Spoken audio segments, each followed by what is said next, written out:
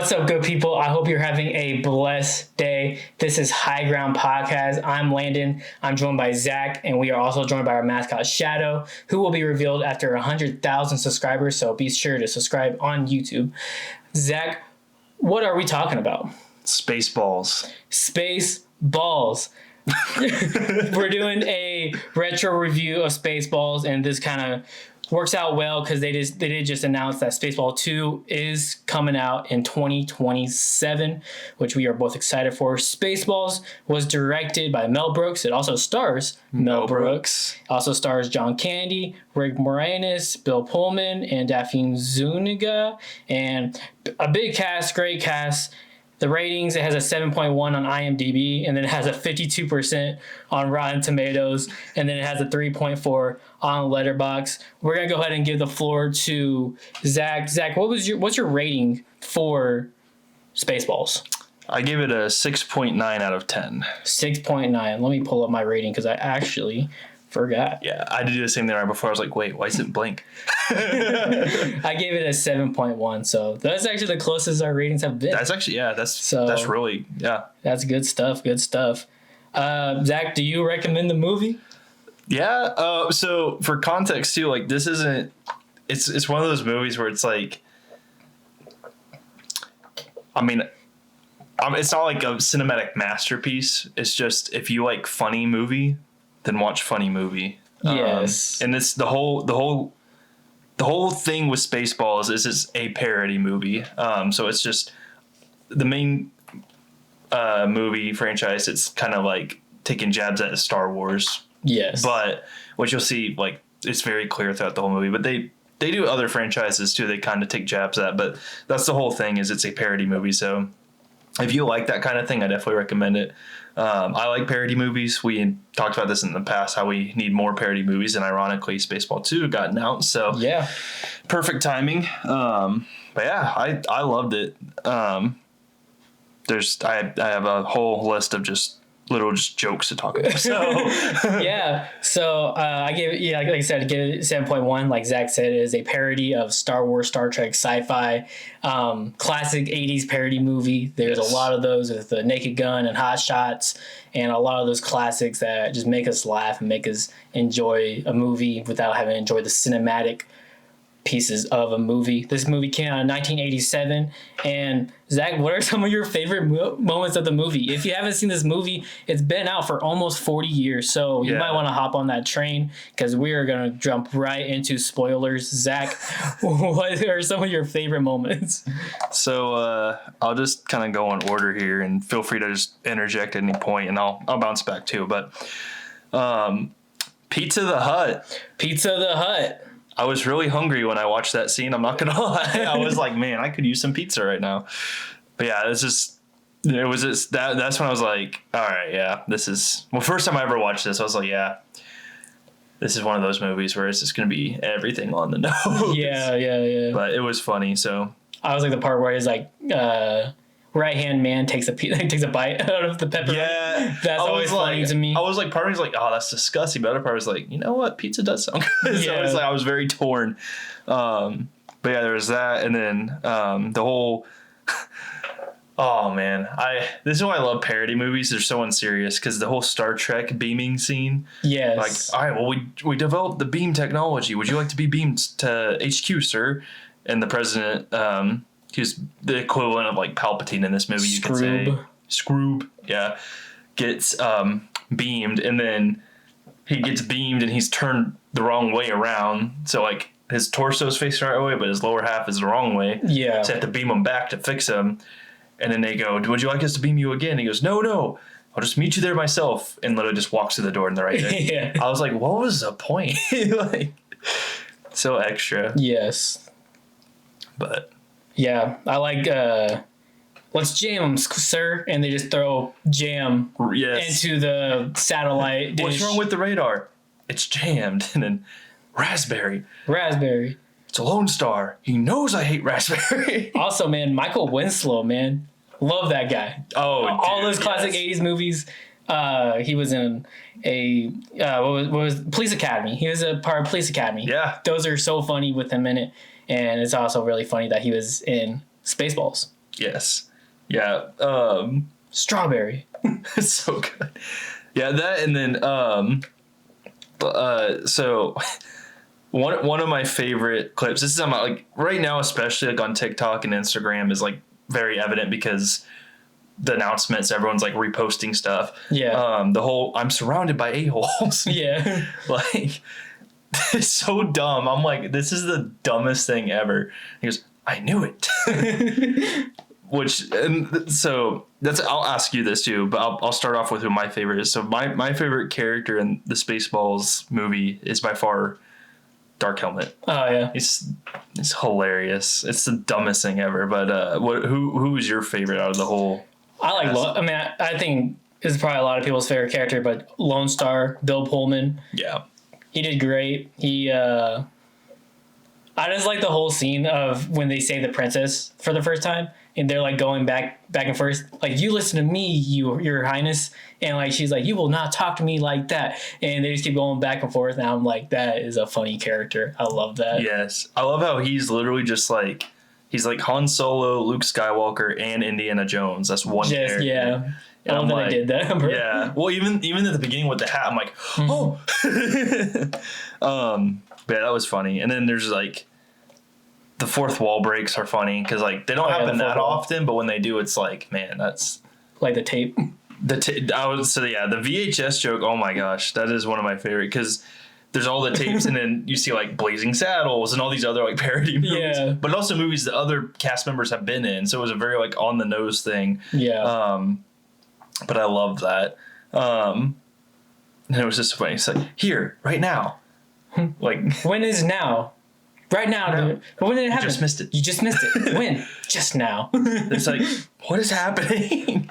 Yeah, and then there's like the little things like Colonel Sanders. Yeah, Colonel Sanders. Just the name, or Yogurt instead of Yoda. Yogurt, also played by Mel Brooks. Yes, classic. The fact he's coming back to play that role at 98, is like, that is insane that they're pulling that off. Because my gosh, like, dude is a legend. Hey, it's his franchise, so let him have it. Let him do it.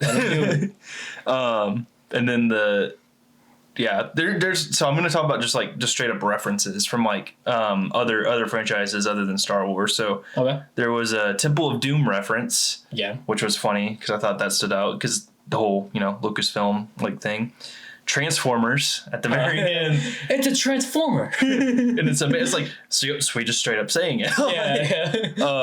There is an Alien reference. So at the end, they're in the cantina. So I think I could be wrong, but I'm pretty sure the guy that the alien comes out of is the same dude that was in the first Aliens movie that happened to, because he says "not again." Oh, really? I could be wrong. I thought I saw someone that like a long time ago. I'm like 90% sure. But I love it because it's still "hello, my baby," like that whole gag that was like a Looney Tunes thing. And then there's the Planet of the Apes got referenced too at the very end because they had the legit apes from Planet of the Apes. Seeing Dark Helmet and Colonel Sanders and the president all like getting out of the debris, and it's just funny. It's just the little things to me that really stood out in this movie with all that, and just showing love to the other homages of these big franchises, which I'm hoping we'll see with Spaceballs too, especially. But yeah, is there any other big moments that you want to talk about before I keep yapping? I mean, obviously, I think my favorite moments, I'm your father's brother's nephew's cousin's former roommate. What does that make us? Absolutely nothing. Which is what you're about to be. I just like when Dark Helmet says a Lone Star. I think that is so funny. Lone Star. Lone Star. My dad pointed this out to me the other day. So when they're on the Tatooine type planet, and it's a dissolve, like the transition is a dissolve, and it's a voiceover. It says, "Nice dissolve." Like, really? That's in the movie. I didn't catch that. Yeah, I'm like, oh, that's funny.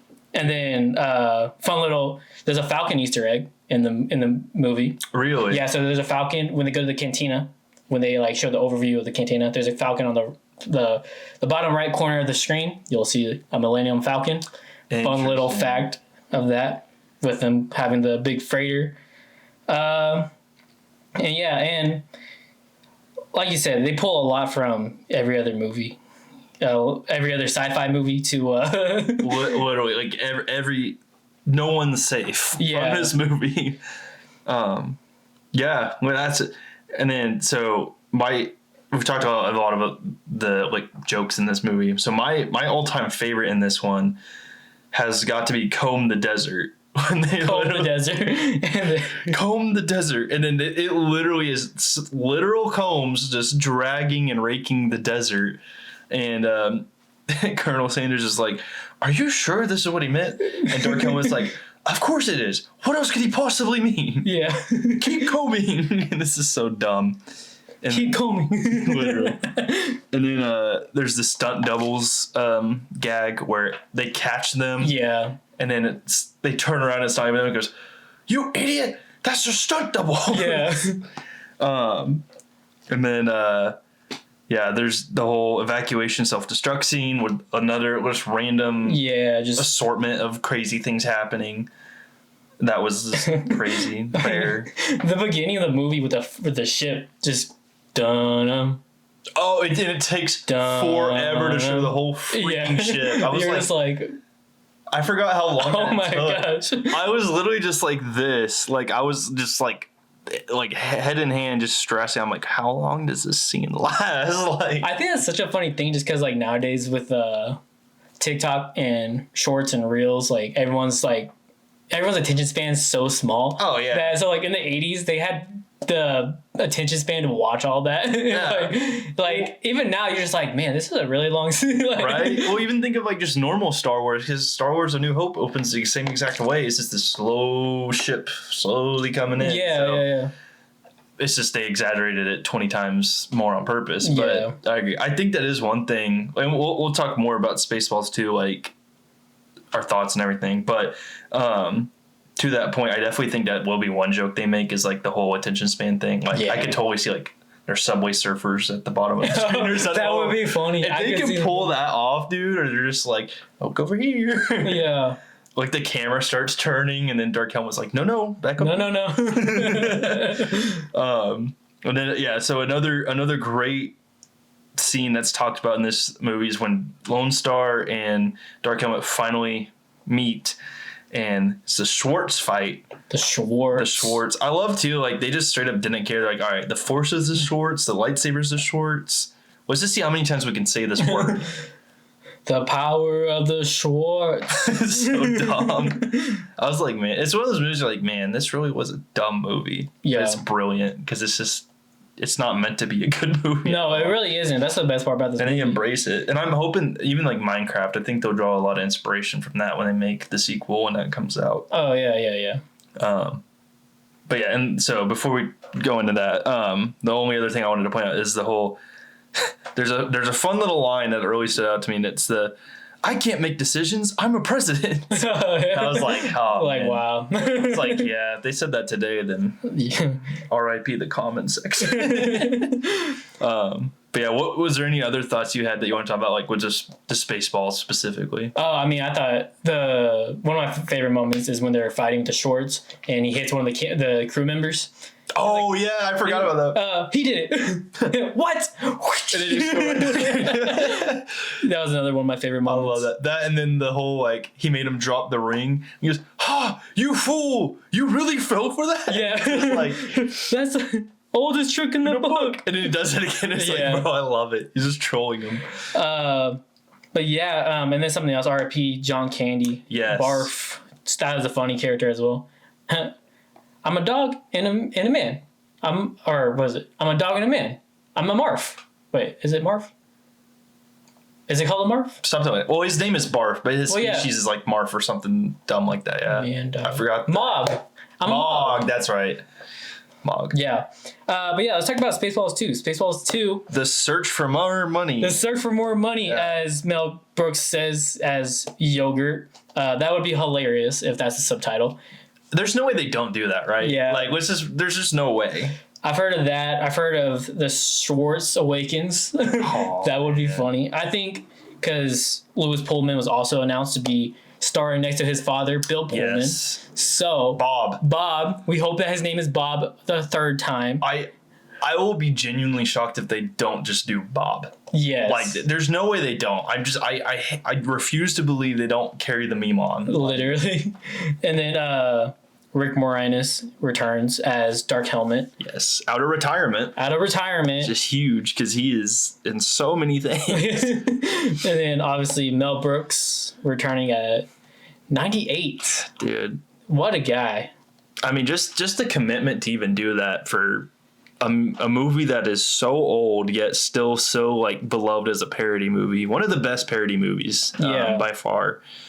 Like, that's dedication, man. Because, I mean, obviously as fans, like, we appreciate it, but also it's like, man, like, he loves his franchise. He does. Yeah. He like, what a legacy he's gonna leave, dude. I did see something, so it's gonna be sad that John Candy cannot return, which is obviously really sad. Yeah. But I did see someone say we should have Shane Gillis play Barf's son.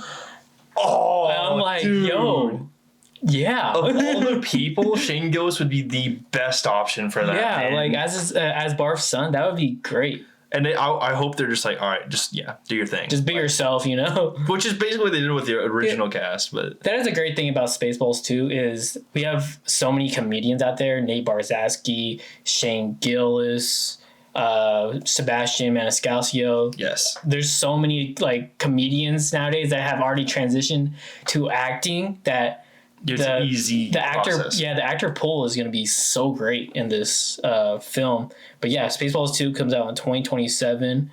You have any thoughts about what do you think is going to happen? What do you like? What do you want to happen? What I want them to do is take as many shots at the sequels they can, because we talked about this, but like literally just so we talk. Okay, so Mark Hamill recently announced, like a week or so ago, that he is done playing Luke Skywalker. Yeah, he's indefinitely. Retired. He said, "I'm never playing him again. Yeah, I'm done." Like, which I don't think he meant it in like a bad way. No, he's like, he just doesn't want to do it under Disney. Which I think, I think just the fact he played him in The Mandalorian was just because of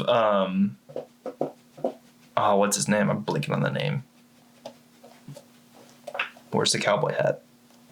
You know who I'm talking about. Oh, Dave Filoni. There you go, Dave Filoni. Man, I'm struggling. I'm tired. And Filoni we trust. But yeah, with Dave Filoni convinced him to do it. Yeah, so with that being said, he has no longer has a commitment to play Luke Skywalker. What's to say Spaceballs 2 doesn't have Mark Hamill show up as a cameo and just starts ranting about the sequels? Yo, like his name is Luke Starkiller, his original name. Oh, dude, that would be amazing.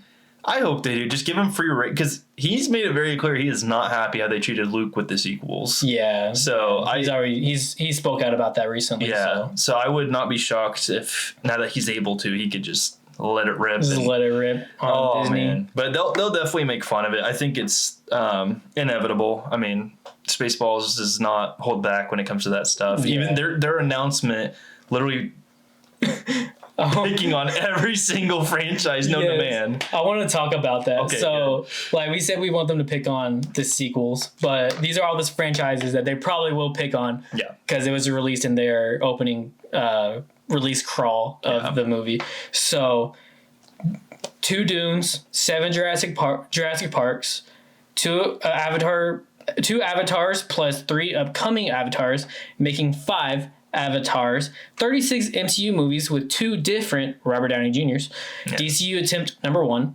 DCU attempt number 2, a live-action animated Lion King, a live-action animated Lion King prequel, Harry Potter movies, a TV series remaking the same 8 Harry Potter movies, a whole streaming service of Star Trek, 7 Alien movies, 1 Prometheus, 4 Beatles movies, and Oppenheimer. Literally. And that's just the tip of the iceberg. They didn't even there's the whole Fast and Furious franchise. Like, there's so much they just did not fit in that. But I think that's them being like, yeah, we got stuff ready. They're gonna be cooking. Yes. And we are excited. Like, I told you it'd be funny even if we see like a car that looks just like Dom Toretto's car and it just says family on the back, just drive by like as an Easter egg. Like, but they'll definitely pick on everyone because that's what they do. They like to make fun, and it's all in the spirit of good fun. But it's just a perfect time to do it, man. Just in the atmosphere we are, like in content. Yeah. In the way fan bases are, I think a lot of fans of just nerds in general, but fans of Star Wars, all that will love this movie because it's going to be a way to project some of that, you know. But yeah, I definitely want to see that, and I want them just to do their thing and just like whatever happens, as far as that goes. But there's so much they could do. Guys, we are officially back in the 80s. Naked Gun, He-Man, and Spaceballs all come out within 3 years of each other. We're so back. We are back in the 80s, back in time, Zach, do you have any more things you want to talk about with Spaceballs 2? Man.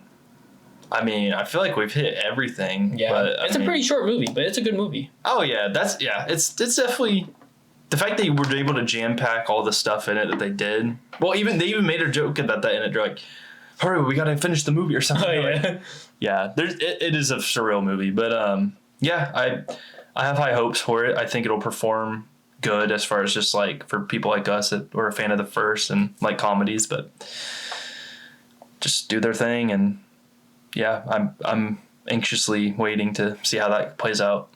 Cool. So before we close out, Spaceballs, we recommend it. The one from 1987, and then Spaceballs 2 does come out in 2027 in theaters near you. Zach, who's winning the Super Bowl next year? Not the Cardinals.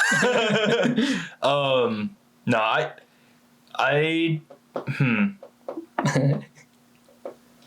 There's two I have in mind, but you know what? I'll say it. Lions. I think the Lions are going to win it. Oh, don't do that to us. All right, I'm kidding. The Commanders. Okay, I'll do it to us. The Lions in 6. See what I had to deal with, bro? Yeah. All grit. We're going to bite kneecaps off. Anyways, y'all, we love Jesus. We love the Bible. We love the Word. And Zach's going to share some of the Word with us. Also, go Lions. Nice. So I'm going to be reading out of Acts today. So Acts 20:35. In everything I did, I showed you that by this kind of hard work, we must help the weak. Remembering the words the Lord Jesus himself said, it is more blessed to give than to receive.